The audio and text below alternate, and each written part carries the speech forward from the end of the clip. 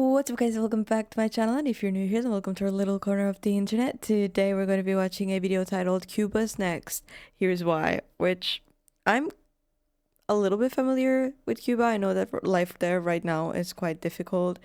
There's a lot of poverty and very low resources when it comes to food and all of that. My dad watches a lot of reaction videos that Cubans make to the Dominican Republic, and I also saw videos of Cuban people going to the grocery store for the first time because they don't really have that there, which is just wild. I've also visited Cuba when I was a kid. I was a mere child. I was in Havana, and I do remember that even then, which was like a decade ago or more, people were living quite differently from what I was used to. So I guess with no further ado, let's see what this video is about. Tensions reaching a boiling point in Cuba. Cubans from all walks of life are being pushed to the limit. Cuba is losing power. Cuba relied on Venezuela for oil and for money. They would rather have political control over the people than they would have an economy that functions. 84% of Cuba's electricity is generated using oil. That's the second highest figure in Latin America, and it's significantly higher than the global average of 1.4%. This oil is in large part imported. The global average, does that mean the whole world, every country? Higher than the global average. That's wild. Where does the electricity production come from in Europe, for example, then? I am not very well educated.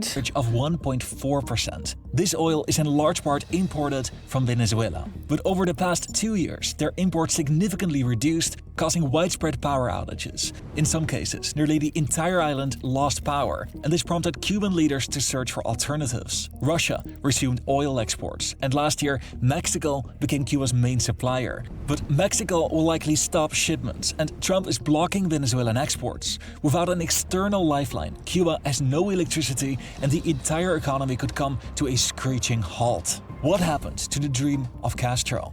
This is Cuba's existential crisis with hindsight. This is not the first time that Cuba lives through an energy shock.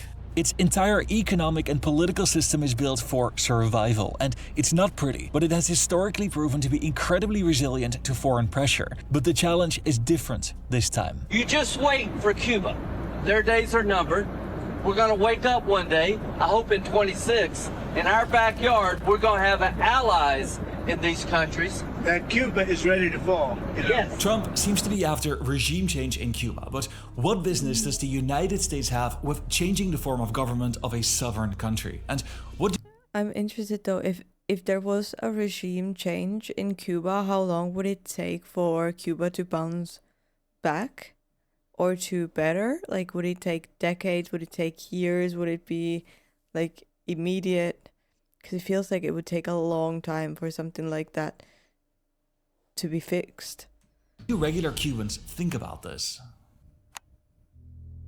Castro overthrew a US-backed dictator, and this was celebrated by many Cubans. He promised democracy, but then he suspended elections. Relations with the US soured, and Castro locked Cuba Suspended elections as in only he can be in power?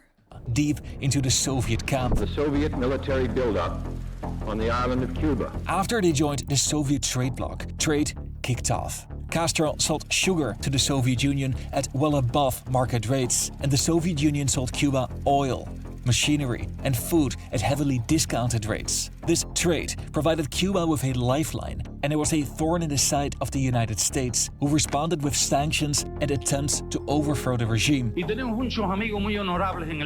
Castro's government structured the entire economy of Cuba around this foreign support,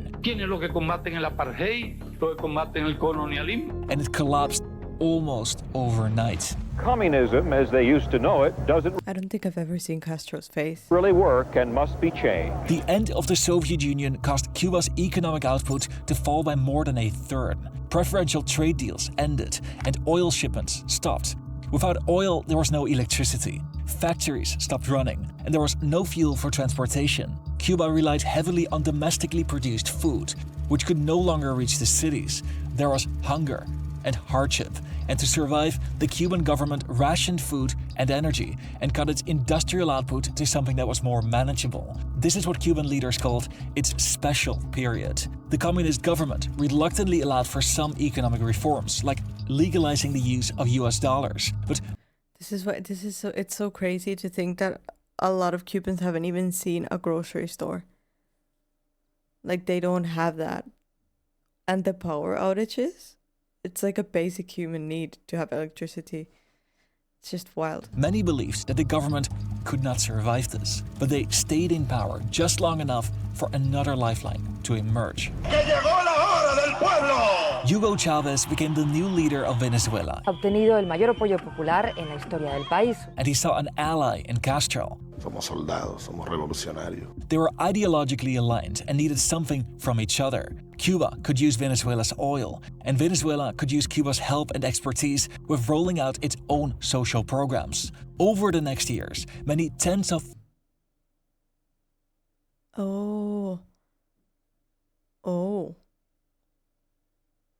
Oh, I see where this is going. thousands of barrels of oil were shipped to Cuba at heavily discounted rates. In return, what about now? Cuba sent doctors and teachers to Venezuela to help Chavez with his socialist reforms. Cuba provided political support. This makes so much sense. That's why Venezuela also had Cuban guards for Maduro, right? To Venezuela to help Chavez with his socialist reforms. Cuba provided political support, intelligence and services in return for oil. This created a new lifeline for Cuba. And while Venezuela replaced the Soviet Union at a much smaller scale, they helped where it mattered the most: oil. So far, the backstory and what is happening today in Cuba is truly insane. But first, let me ask you this. When you surf the internet on incognito mode, who's watching? Right now, it matters more than ever. I'm always watching. Cuba is extremely mismanaged. The state set prices for food, fuel, and electricity, and this turns basic economic decisions into political choices. The state often fixed prices far below their real costs, which forces state-owned companies to operate at a loss. This gap is covered through government subsidies, but they sell products for a lower price? What? Makes absolutely no sense. This comes at a trade-off. The money that the government spends on keeping prices low can no longer be spent on maintenance, modernization, or investment. This is called central planning, and it limited the government's ability to upgrade its power grid. That's because they set the price for electricity so extremely low for political reasons that they simply didn't have the capital to invest into something that is less dependent on oil. Within this economic system, companies respond to targets that are set by the state, as opposed to a market-oriented system where companies respond to signals from the market. In Cuba, state-owned companies respond poorly to changing demand or rising prices, and that's what Cuba is now feeling. Intersections can become dangerous as power outages leave traffic lights out of service. The wait to fill a car with gas can stretch into days. For decades, Venezuela sent tens of thousands of barrels of oil per day in exchange for medical personnel, political and security support. This became the backbone of Cuba's energy system, and while Venezuela had the largest proven oil reserves in the world, the rigs were very poorly maintained and the government had severely mismanaged this sector. So they didn't sell it? They exchanged it for people? Do the people go there voluntarily, or how does that work? 2014, when the price of a barrel of crude suddenly dropped from $92 to $49 in a single year, this caused Venezuela's government budget to drastically shrink, and they could no longer afford subsidizing oil exports to Cuba.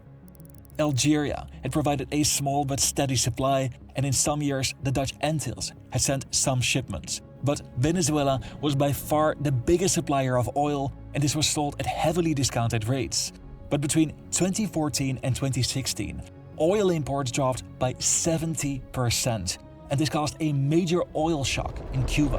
The Venezuelan economy is on the brink of collapse, and that's bad news for Cuba. Cuba had to improvise. Oil drilling could begin off Cuba's coast in a matter of days. They ramped up domestic production of oil along its northern coast, even though this produced a heavy, sulfur-rich oil that was very hard to refine. The little oil that they had left was rationed. They limited how much companies could use, they ran fewer buses on shorter routes, and they scheduled power cuts by region and sector. Whereas I'm currently framing this as the result of economic mismanagement, the Cuban government has a different perspective. There's a lack of diesel fuel, which... Also, why do they have such old cars? Does that have to do with the exchange, or why? Like, because it's always been that way, no?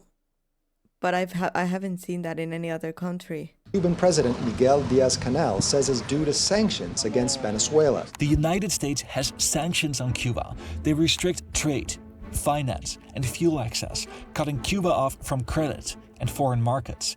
These pressures make economic difficulties even worse, turning manageable problems into chronic crises. Worsening inflation, poverty, and hardship. One of Cuba's main economic challenges is that they need foreign currency to buy oil. Tourism wasn't bringing in enough, and nickel prices had dropped. They badly needed a helping hand. In 2017, Russia began exporting oil to Cuba for the first time since the collapse of the Soviet Union, and this marked the beginning of a shift in Cuban oil imports. In the period from 2020 to 2025, Venezuela was still the largest supplier, but as imports dropped in these last 2 years, Russian imports became a meaningful addition, and Mexico added increased shipments to a point that in 2025 they became Cuba's largest supplier. They both have different reasons for helping Cuba. Russia has a strategic interest in preserving a loyal ally close to the United States. They cooperate with Cuba on defense, intelligence, makes sense, and they maintain close economic ties. Russia provides enough support to keep Cuba's government and economy afloat, and this partnership helps them project influence in the region. While Mexico has a much more pragmatic reason. Their state oil company, Pemex, has a hard time selling the type of oil that Cuba needs. They needed to offload storage, and Cuba became a good solution. Mexico also wants to signal to the region that they can act independently from the United States, but while maintaining a very careful posture. They have economic incentives, and they have close political ties that go back decades, but they frame their supply. I didn't even know that there's different, well, I mean, obviously there's different types of oils. There's avocado oil and olive oil, but like different types of oil to use for cars and for electricity. I still don't understand how does oil turn into electricity? It makes absolutely no sense to me. It's a liquid, right? As humanitarian aid that's intended to serve as short-term supply. This is unlikely to replace Venezuela's lifeline, as it could jeopardize relations with the US. Cuba is in trouble. Demonstrators seen chanting for electricity and food, as some Cubans have experienced power outages for more than 18 hours a day. This already started before the US capture of Maduro. Since 2019, Cuba's economic productivity has fallen by nearly 10% in a perfect storm that began with COVID. Tourism collapsed, cutting off the country's main source of US dollars.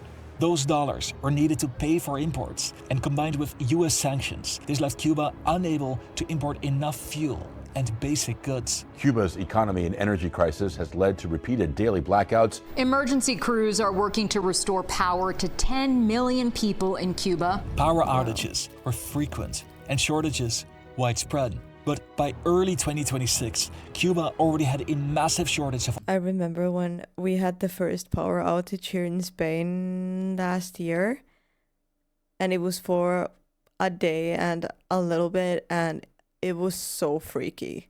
Like, you can't contact anyone, there's no internet, you can't use your phone. I remember I was in another city working, and I had no idea what my mom was up to. Like, is she okay? What's going on? And the traffic lights didn't work. Nobody could really go anywhere because there was no point.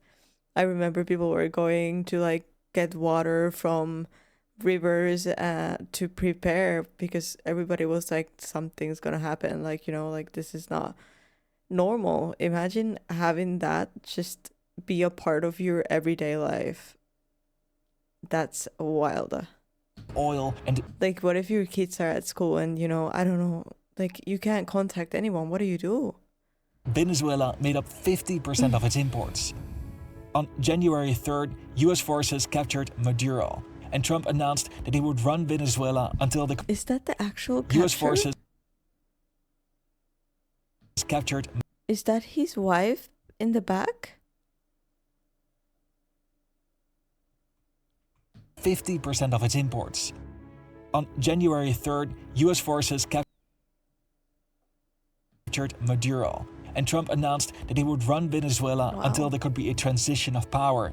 He seized oil tankers. The U.S. Coast Guard seizing an oil tanker just off the Venezuelan coast. At least 7... Again, I feel really sorry for the civilians for to have to deal with this when it's the government who's doing it. Tankers were seized in a broader attempt of the United States to control Venezuela's oil exports. This led to shortages in Cuba to go from bad to worse. In Havana, power outages reached 9 hours at a time, and some provinces only had electricity for 2 hours per day. Wow. 今天我们共同见证中国政府援助古巴紧急粮食援助项目的首批物资正式交付。 Shortly thereafter, China announced an aid package, and the following day, the Russian Interior Minister visited Cuba. Russian Interior Minister Vladimir Kolokoltsev landed in Havana on January 20th, 2026. Cuba has been in this position before. When the Soviet Union collapsed, oil shipments also stopped almost overnight. The government responded by contracting its economy until it reached a level that was survivable. This meant that their productivity was cut in half, and they entered survival mode. They survived by rationing food and power, and they allowed limited economic reforms without addressing the underlying structural issues. The communist system survived at the cost of a poorer population, a smaller economy, and a decade of emergency measures.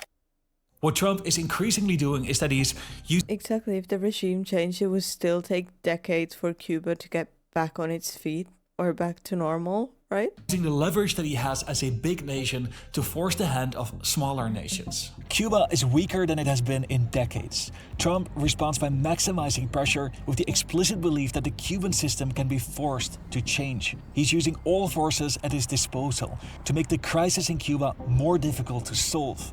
Mexico is a good example of this because they see economic benefit in exporting oil to Cuba, which would be a great help for them, but they have to be careful with not overstepping and upsetting the United States. Cuba anchored its national story in the belief That's a fine line. that the United States is the enemy. They rallied. Cuba anchored its national story in the belief that the United States is the enemy. They rallied. So on top of that, they're brainwashed to think that America is trying to ruin them? Nationalism around resistance, and uniquely, this was kept alive after the death of Castro. The current government interprets today's energy blackouts less as structural mismanagement and more as economic warfare. The fuel shortages are blamed on sanctions, financial isolation, and the United States strong-arming potential suppliers. Washington is making it impossible for Cuba because it doesn't like its form of politics, and for symbolic reasons, taking a tough stance on Cuba plays well with voters in Florida. What is so different about the crisis today is that after the Soviet Union collapsed, there was a very tough period. Isn't there a lot of Cubans in Florida? But a new lifeline emerged, Venezuela. But right now there's not a lot of likely candidates that can emerge to provide that same kind of support. You may think of China or Russia, but China is not an oil exporter, and Russia doesn't have the reserves and needs its oil revenues to fund its war efforts.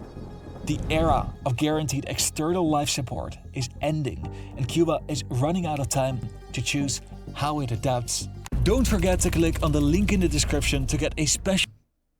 That was aggressive for a cyber ghost. Yeah, the situation is very, very sad for the civilians. I mean, I can't even imagine what it's like to actually live there every day and day after day. And overall, the situation is just sad. I wonder how long it's going to take for a regime change to happen, because I think it eventually will, and how long it will take for Cuba to bounce back and be better. But either way, guys, thank you so much for joining me for this video. I really hope you liked it. Please leave your thoughts in the comments below. Leave a like, subscribe if you haven't yet, and I'll see you guys in the next video. Bye!